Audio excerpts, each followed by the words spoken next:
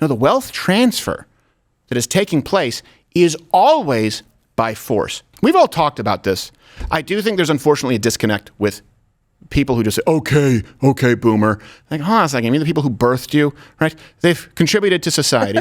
But I also understand that there are some grievances from Generation Z, from younger millennials who are saying that the American dream feels further and further out of reach. There is some truth to it.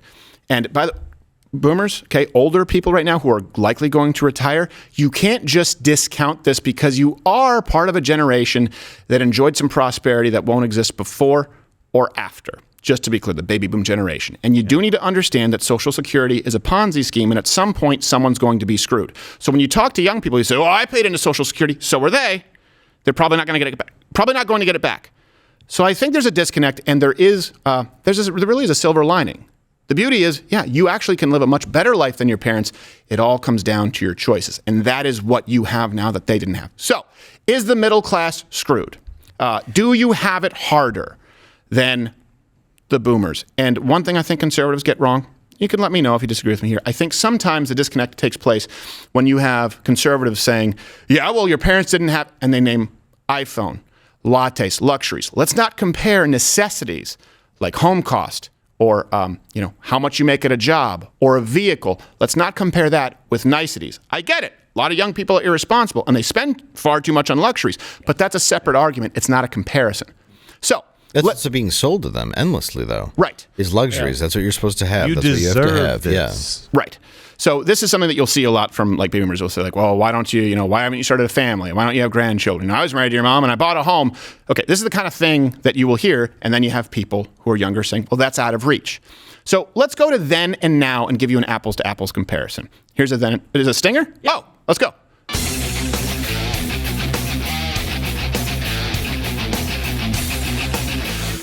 I did not green light System of a Down in anything. Hey, you got some good songs. Casey's been waiting to hit that for my gosh. months. Yeah. Did he just load that in? He's just waiting. All right. So my question to you before I continue is, do you feel like it is out of reach, the American dream, if you are younger? Okay. Let me be really clear about this. I'm trying to give you as close to an apples-to-apples comparison as I can. All of the numbers that you hear, the dollar amounts, have been adjusted for inflation, so are in today's dollars, so you don't have to do the math. Just to be clear, because I can hear that criticism before you make it, references are available at louderwithcrowder.com. So let's go to then. Let's look at home prices. Okay. So the adjusted, again, the median home price in 1963, for example, was around $175,000. That's $18,000 then, probably. No. Yeah, something like that. Yeah. Oh, look. It was 18,000 then. You cheated. Hey, I didn't cheat. Show map. Good for you. I cheat sometimes. So I look before the show. Sometimes I do a little research. I like to have a laugh. So that's then. I won't lie. Let's look at now. Okay, now the median home price in 2022 is $425,000. We are in a bit of a bubble, Hike. but it is very expensive. So in other words, that's a legitimate grievance. I understand that. We'll give some more context after. Let's Loans go. are 6.5% also right now. Yeah, well, that's very low historically. That's what people understand. You know what your parents were paying in the 70s? They were paying double digits. Oh, yeah, that's true. So a lot of that, if someone in the 60s or 70s had a 6%, they'd be like, oh my God, I got off easy. But that's great. This generation is used to 2%, 3%, again, because of artificially manipulated markets with the Fed. So let's now look at cars. That's a necessity. Let's go back then. Original price of Chevy's most popular truck in 63, I think it was the C10. Mm-hmm. Today's dollars, about $20,000. Okay, that seems pretty good.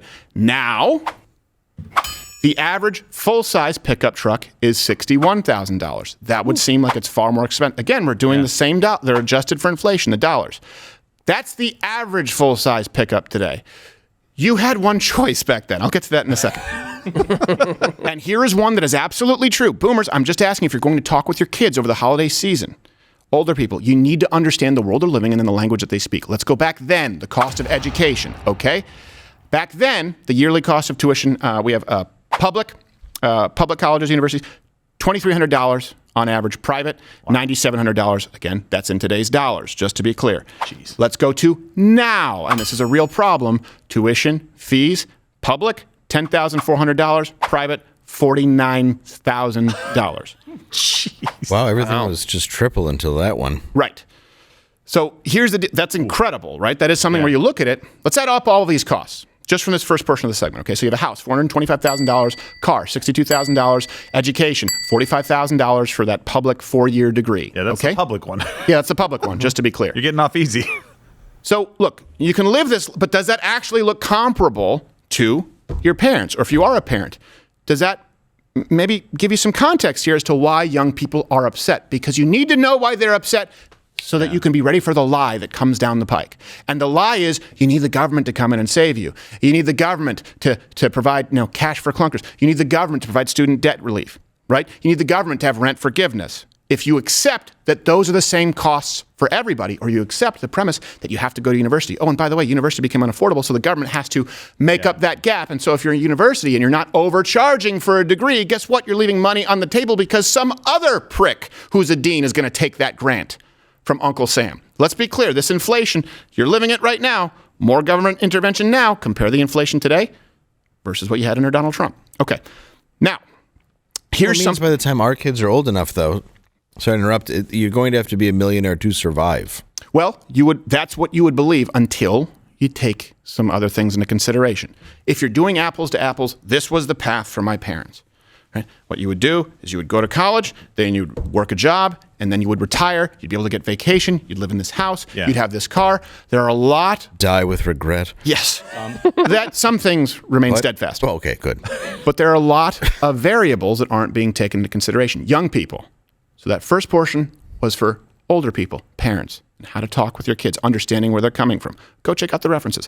Young people, let me provide you with some hope here. And this isn't false hope. So let's look at, sure, homes seem expensive. But let's look at what happened to homes. Over the last half a century, the size of the average American home has grown by more than 1,000 square feet.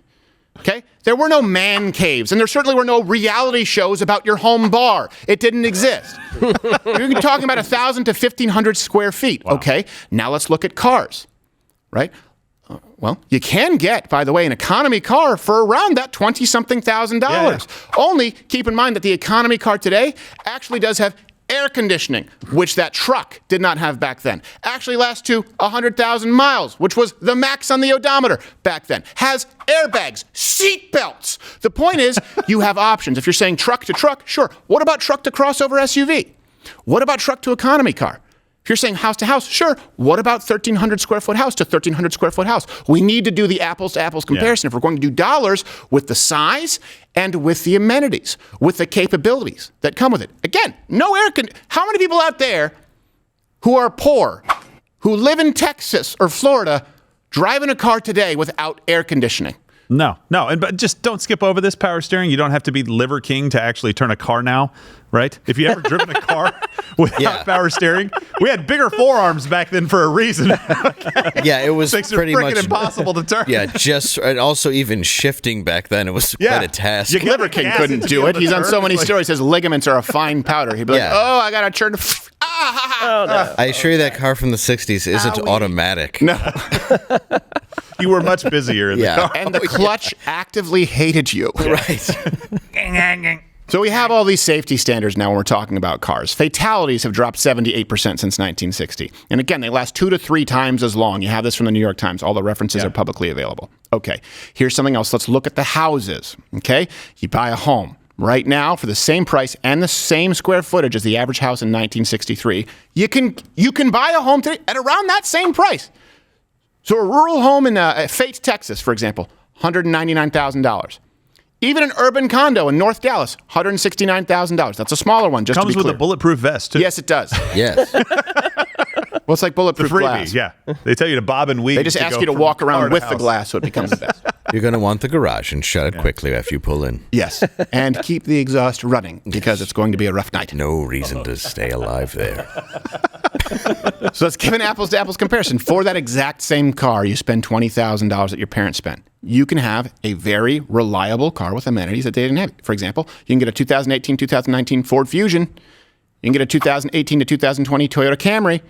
You can get a Subaru Legacy. But why would you? Come on, nobody buys Subaru. Well, if you're we have lesbian viewers. I do. Doesn't Hootie drive us? Hey, you can get cars for $10,000. 2014 Chevrolet Spark, $7,700. What? A Kia Soul, Don't talk about those gerbil commercials. I swear to God, I will murder you. $9,500. Nissan Versa, which I will never drive ever again. Now, so we've Yeah, gone I through- rented one of those, and I was like, could I get something I won't die in if wind hits Was it a me? Kia or was it a Nissan Versa? Versa. Oh, yeah, I had that too. Yeah. Was it LAX? Yeah, it was. Yeah, they always have the Nissan Versa. That's the one time I got it. The last time I got a ticket was LAX. And Nissan. Sorry, this is an aside, but this really matters. Yes, I it hate does. Nissan Versa. Don't rent one or buy one. No. When you're in LA, people who live in urban areas, you don't know if your headlights are on or off because everything is lit, right? Yes. You're driving in an urban area. Here's the problem with this year of Nissan Versa. I leave Hertz at LAX. The headlights aren't on. I couldn't know because all the interior lights automatically turned on as though it was nighttime. Nice. So I get pulled over by a police officer not a mile from LAX saying, hey, you know why you pulled you over? And I wasn't even being a smartass. I said, like, I know you hear this a lot. I genuinely have no idea. He goes, so you don't see a need for headlights? I said, lights? I'm missing. No, the lights are all on. He's like, well, your headlights aren't. I said, you're bullshitting. He said, tell it to a judge. Oh. And I did, and I lost. And then 4 other LA cops came and beat the shit out of you. No. That Stop was resisting, sir. that was the citizens when I was doing my weekly semi-route. Oh, right. They dragged Fair me in. enough. So we have homes. Hey, you can do what your parents did. Cars. Hey, you can do what your parents did. You can even do it for cheaper and have more luxuries. Let's look at education. That is a big Wait, sorry. We have a quick breaking news story. Okay. Oh, what's happening? Yeah. Is that a new commercial? It Yeah. gets better. Yeah, you know why they're on the street? Because it won't start, because it's a piece of crap. By the way, could it be more racist as far as That's those true. gerbils That's go? very true. Yeah, you know, they're hamsters doing black stuff. That's my pitch. Yeah. Flavor Cage. What? Like, what are you talking about? I don't know. They're just happy to be out of Richard Gere and singing again. There's an ad campaign created by a bunch of Koreans. Yeah, that's true. we make an animal like a black man. We love very the devil. Yeah, it's good. We admire your Richard Pryor. Fine. Who's gonna watch that commercial and go, yeah, That's my kind of car. that's the kind of car Gerald I did at one drive. point. He liked them. I know. I you told me did that. not. I used to own one. Listen, We used to own the car, but you didn't like the commercials. No. Commercials were shipped. The car was. With your giant gold Bridge too cross far. and Timberlands. it's a bridge too far. They just here's the thing: don't trust experts. An expert ad agency came up with that, and no one stopped it. For example, I had a fridge that broke, and so I got a new fridge. I swear to you, and I'm going to get to education in a second, but I swear to you, this is a fridge. And when I was a kid, I used to think that if you had an ice maker or water from your fridge, you were the rich person. Yeah. You know what I mean? You're like, You don't that have to person's do the rich. trays? You have to, I can't be busy being bothered with, what am I, retired? So usually you have left and right ice, right? You have ice and you have water. Or you have a button with one spout that goes from ice to water. The engineers decided that in this one, they were going to have the ice button recessed into the fridge and then the water button in front of it. Here's the problem. In the middle of the night, there's only one light. So if I put my cup up to get water, I'm covering the only light for the ice spout. And it leaks all over the floor, and now I have water damage. No one at Maytag said, hey, hold on a second.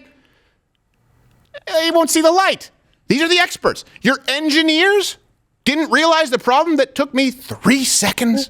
I think it's important to say this one, too, if you can even find it. The 2003 Focus was a Detroit Technofest Focus. Oh, boy. This was a car designed for people on a designer drug. Yes.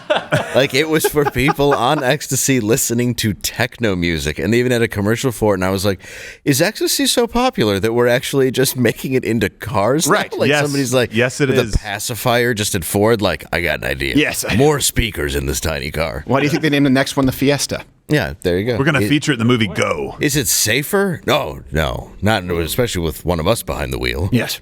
Wait till you see our Ford Burning Man. Yeah, Hint, it's you. it's the Honda Bonnaroo.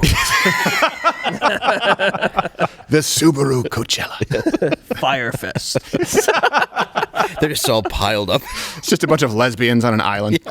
So, no. I'm telling you, how insane is this?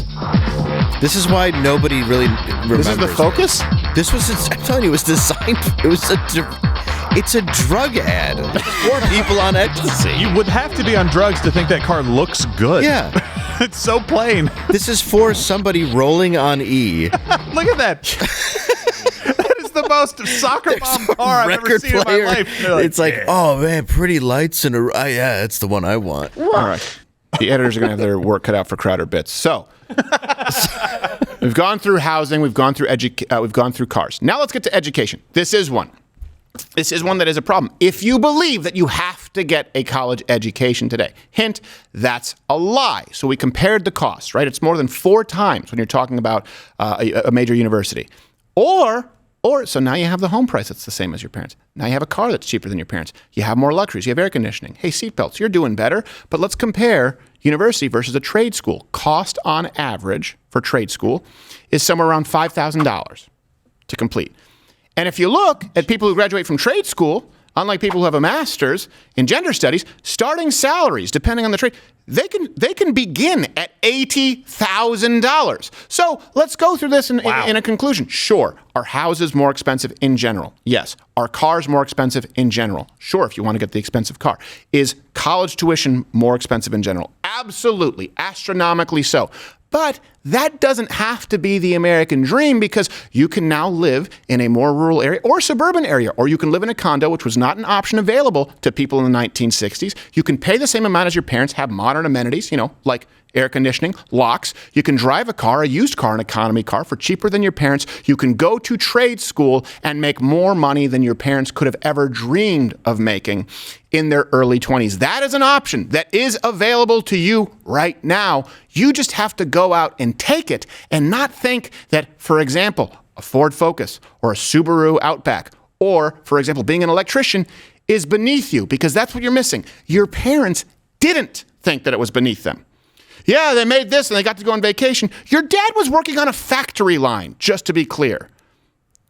You want to work in an office, and by the way, you don't think that you should have to go into the office because you were raised during a pandemic. That was, well, I shouldn't say you were raised in it. You were raised during government policies thrust upon you under the guise of a pandemic, where you think you can show up to work maybe twice a month and make that kind of a full-time salary. You have far more choice available to you. That's why the left is so aggressive in pushing the lie. They need you to believe the lie so that you are dependent upon them to sustain your life. Because, hey, if you believe school is out of reach, a car is out of reach, a house is out of reach, every government policy will be accepted with open arms. When you understand the options that you have, guess what? Congratulations. You've now just turned into a registered Republican, or at the very least a conservative. You don't need an R next to your name. So you can comment below. I'd like to hear your choices that you have made. If you're a millennial, if you're Generation Z, I really wanted to recap this because look, this is the one sort of show on the right where a lot of you, the average viewer is, I think, 28 years old, 31 years old. We're not selling. We have G. Gordon Liddy waiting in the wings. He's on retainer. We haven't used him yet. Right, of course. Not yet. Yeah. But you are right. That's very interesting about that. Well, I would have said it was dead, but now that I think about it, it's not. Well, it's just like right here where it's like, okay, go 20 miles. Go 20 miles out, and now the house prices drop. And you're right, like working on the line, Yeah. And you're drunk, you got a cigarette hanging out of your mouth. Sure. You still come home with all your fingers and a paycheck? That's amazing. Yes, exactly. That's a win. Yeah. Well, and they want it now. That's one of the biggest problems, is that kids right now see the success of their parents and they go, ooh, I want all of that right now. Whereas their parents were, at least maybe not this previous generation, Gen Z, but the baby boomers were like, I'm going to work for it and get it over time. I'm going to make smart decisions throughout my Some of entire them. life. A lot of them are entitled. Not all of them. Yeah, a lot of them are entitled people who vote Republican because they go, I got my pension. Right. I got my Social Security. They became entitled, in my opinion, a lot of them. They went to work. They went and fought the Great Wars. They went and did everything that they were supposed to do, and then said, we are entitled to this. And the entitlement carried over to the next generation, the 70s kids, and they said, we are entitled to this. The government. Well, that's baby boomers. You're talking about the great generation is one who fought World War II. Well, baby boomers I was came saying after them. maybe World War II and then the Korean War, and Yeah. But that wasn't largely wasn't the boomers. Great War. The Great War. You're a little off on your timeline, but the principle remains. Some of them are good. Some of them are pricks. That's true. And you don't get everything right now. You have to work for it a little bit. Yeah. It takes time, and you do have choices available to you. And this is really what it comes when we're talking about Twitter. We're talking about big tech. It really does come down to one side. And look, woo, right, left, man, they want to have you keep fighting with each other. No, hold on a second. That's a stupid thing that fence sitters use as an excuse to be a pussy. Hey, man, let's stop fighting. Hold on a second. We just got into 3 fights today. Why? Because Elizabeth Warren wants entire government control of big tech. I am willing to fight. That's not someone who engineered me, man, to fight. No, that's wrong. I want to fight her. Why? Because I don't like her, and I don't like her ideas. Figuratively, to be clear, she's far too brittle.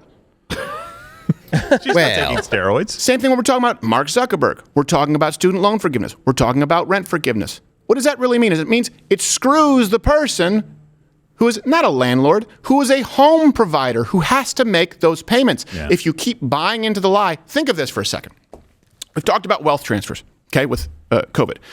Private wealth transfers to the tune of hundreds of billions of dollars when you're talking about, Amazon and Apple during the pandemic because mom and pop shops were closed. What kind of a wealth transfer do you think happens if you buy into all these lies and you say, no, I don't even go to trade school and, work a job myself. What I need is student loan forgiveness. The government, just to the tune of hundreds of billions of dollars, decides, hey, we're now going to give this to universities. Hey, now they're wealthier. You say, hold on a second, I don't have the money for a car. Hey, you know what? We're going to provide some kind of a grant. Guess what? Now you have auto manufacturers who have also received bailouts. They're much richer. Yeah. The wealth that would be in the middle class, if you made your own choices, is now in their pockets. What do you think happens with, I can't afford a home? Well, you know what? Hold on a second. We're going to make sure that banks, they're forced to lend to you. Then we'll call it predatory lending. They will lend to you despite the fact that you cannot make those payments back. We will make up the difference. Now you have banks that are too big to fail. It is a giant wealth transfer. The problem is when you see socialists and people like Bernie Sanders saying it's a wealth transfer from the 1%, as though it's taking place because of a voluntary exchange of goods and services. No, the wealth transfer that is taking place is always by force. From locking you down and shutting down your business, but keeping Costco and Walmart and Amazon open, to saying, hey, you know what, independent landlords, home providers, we're going to keep you on the hook, and everyone else who's a non-contributing zero, we're going to make sure you don't have to pay rent. To kids who want to waste time with 4 years of glorified alcoholism, saying, hey, you know what, we're actually going to take from the pockets of the people who went to trade school and are paying taxes and make sure that you pay for the student loan forgiveness for this person who won't be able to find a job anyway. The wealth transfers they're not taking place from the capitalist system, man. They're taking place before your very eyes, and they're presented to you as a gift. Has the gift made home prices better? Has the gift made college more affordable? You have to ask yourself that, and then gratefully look at the options before you, and yes, make better choices despite the fact that it's a more complicated world. Watch Louder with Crowder live, Monday through Thursday, 10 a.m. Eastern.